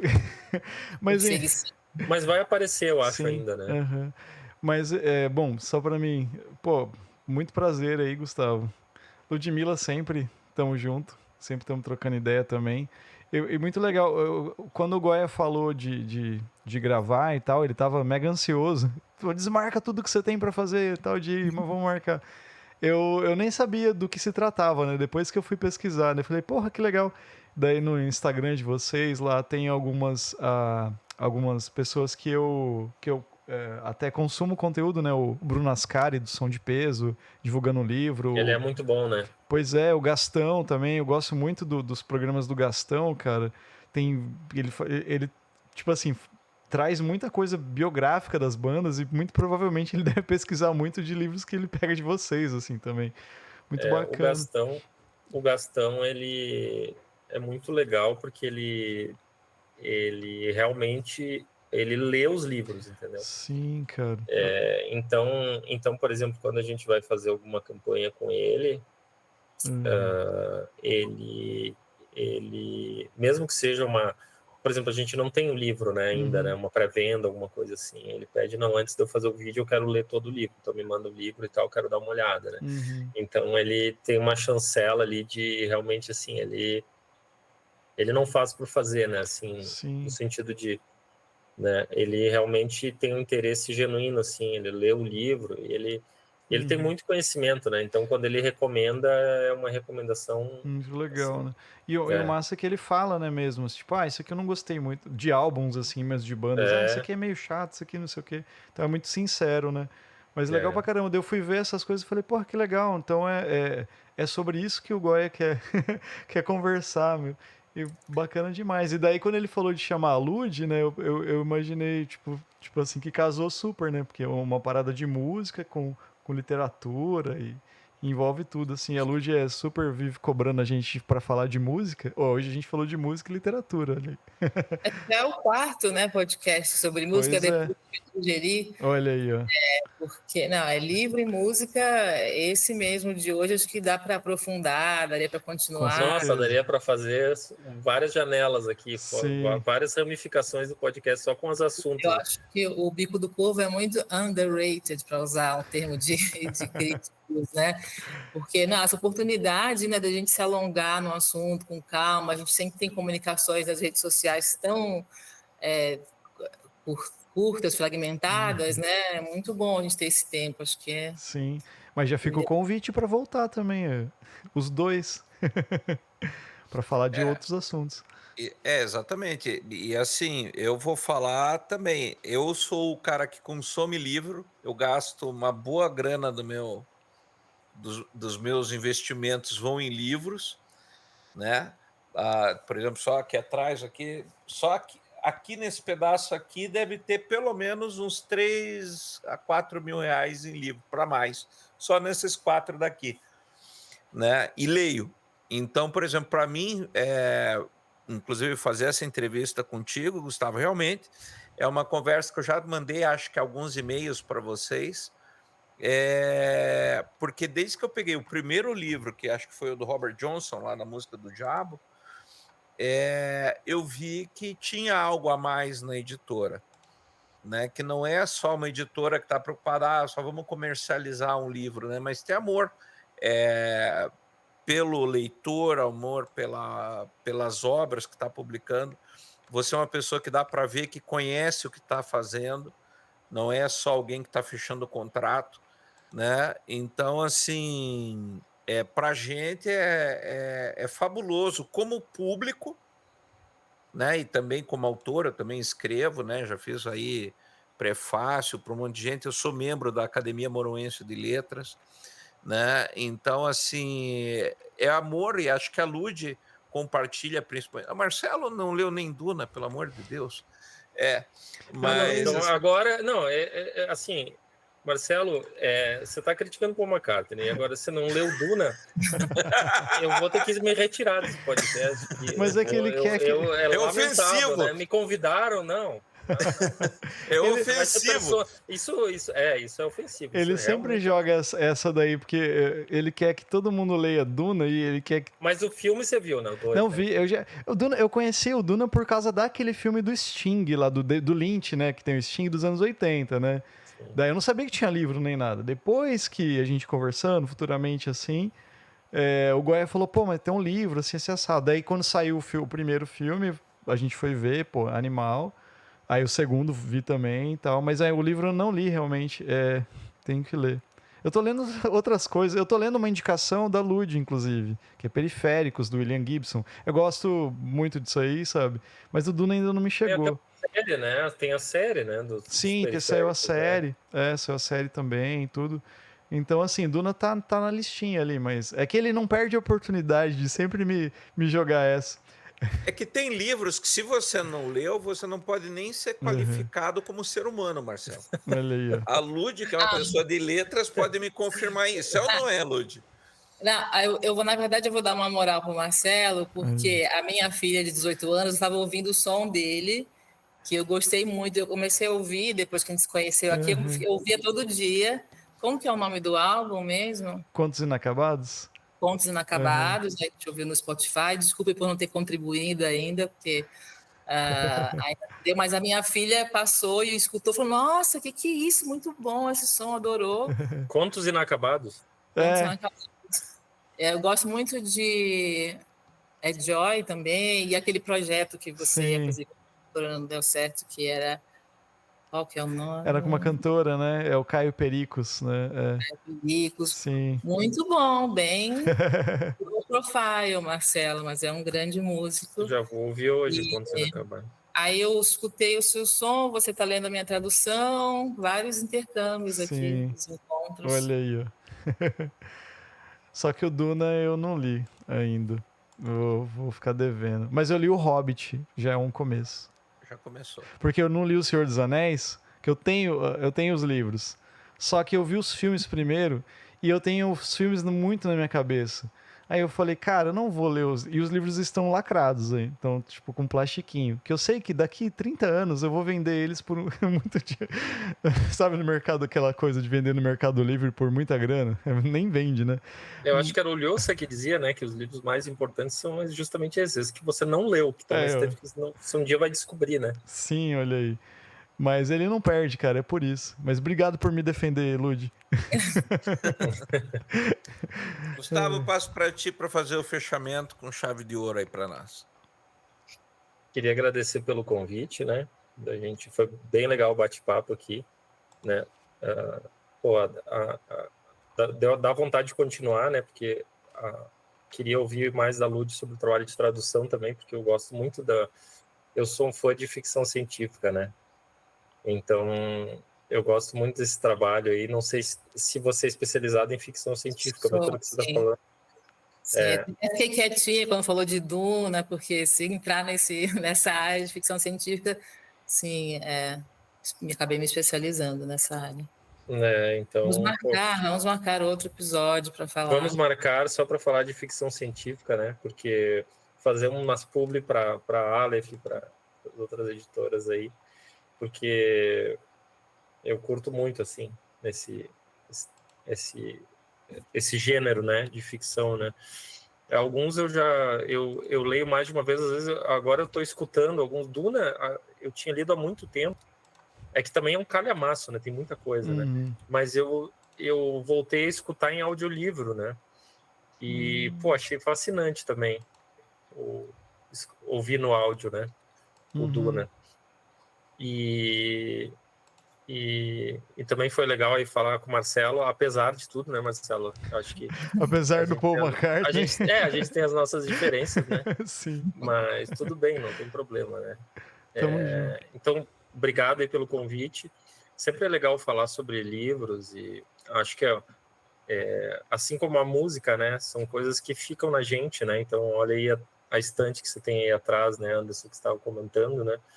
Então, é o que nos define, né? Eu acho que é um pouco isso que define a gente. Então, é sempre legal, assim, trocar essa ideia com gente que gosta disso também e entende o valor disso, né? Então, obrigado aí. Eu volto a hora que quiser para falar sobre qualquer coisa aí, não tem problema. Inclusive, se quiser fazer também um debate só sobre Paul e John, também podemos fazer. Yoko, eu represento a Yoko. A Lud representa a Yoko e a gente fala. Não, mas daí é 2 contra 1, né? Também não dá, né? Né? O Goya fica ali de mediador pra gente. Quem foi melhor, né? Né? Mas ele não vale, o John morreu, pô. Pelo contrário, do ponto de vista vista até é uma vantagem, né? Sim, Porque, tipo assim, não precisou fazer mais nada depois, né? Exatamente, tem isso, né? Mas um pouco que eu gosto do John, só pra me fechar aqui, tem um lance nostálgico por causa do meu pai. Meu pai gosta muito de John Lennon. E eu lembro que a gente viajava, assim, tipo, ele tinha um toca-fita no carro, de fita, e ele sempre botava umas fitas com várias músicas do John, assim, pra gente ouvir. E eram aquelas que todo mundo ouvia, sabe? Stand By Me, que ele regravou, aquele disco de covers e tal. E daí isso ficou muito marcado pra mim, sabe? Então toda vez que eu escuto o John Lennon, eu falo, nossa, isso é muito legal, sabe? Aí meu pai é vivo ainda, né? E ele começou a andar de moto. Tipo, do nada, assim, ele teve um câncer, assim, severo, se tratou, ficou bem deprê uma época, se tratou. E andar de moto, né, tipo, entrar para um clube de motociclista foi uma parada que ajudou muito ele na vida dele, assim, sabe? Ele é outra pessoa hoje, assim. E daí ele chegou para mim um dia e falou, filho, sabe aquelas músicas que a gente ouvia, assim, assado? Você não tem como você baixar pra mim num pendrive? Daí eu baixei a discografia do John pra ele e coloquei. Aí é muito legal, cara, de ver. Tipo, então, eu tenho um pouco dessa relação também. Acho que por isso que eu fico falando do John Lennon, assim, que eu gosto. Ô, Marcelo, então só para encerrar, deixa eu fazer um momento curiosidade, Pink Floyd. Olha lá. Claro. Você sabe onde Pink Floyd e Beatles se integram ou não? Não, cara. Bom, o Paul McCartney e o David Gilmour são amigos. O primeiro disco do Pink Floyd foi gravado no Abbey Road, ao lado dos Beatles, enquanto eles estavam gravando Sgt. Peppers. Sim, é verdade. Com palpite. O Paul McCartney e a Linda fizeram gravações para aquelas falas do Dark Side of the Moon, que nunca foram usadas, ficou artificial demais.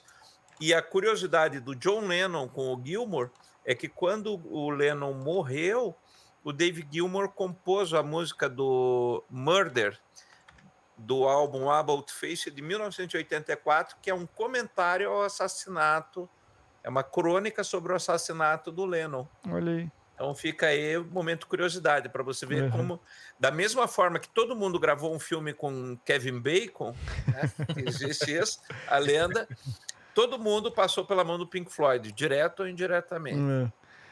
E esse é o momento Pink Floyd do episódio, porque todos os episódios têm um momento Pink Floyd, cara.